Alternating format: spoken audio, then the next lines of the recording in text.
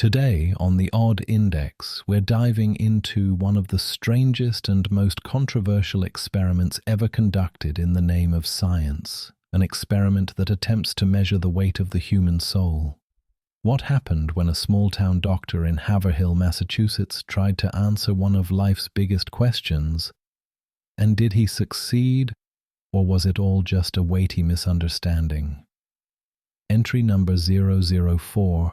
Heavy on the soul. Meet Dr. Duncan MacDougall, a physician with an unusual curiosity. In the early 1900s, Dr. MacDougall set out to do something that many would consider impossible. He wanted to measure the human soul. But how do you measure something that's intangible, invisible, and possibly beyond the realm of science?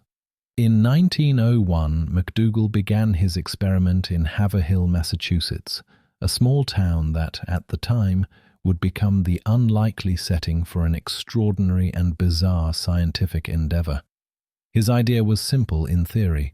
He believed that the human soul had weight, specifically 21 grams. Why 21 grams? Well, that's a mystery he tried to answer. But what exactly did he do to test this?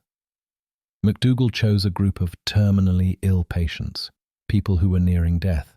He reasoned that the soul would leave the body at the moment of death, causing a measurable change in weight.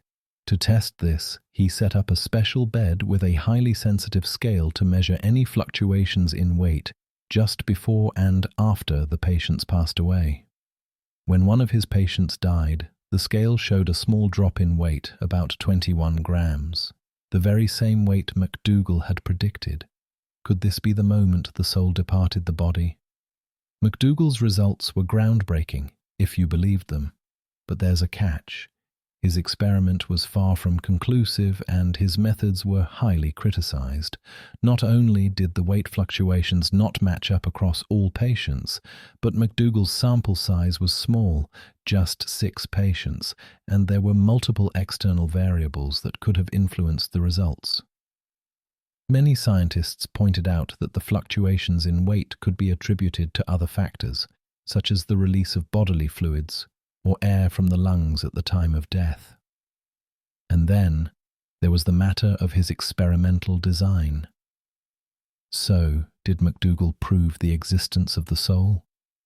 Well, the short answer is no.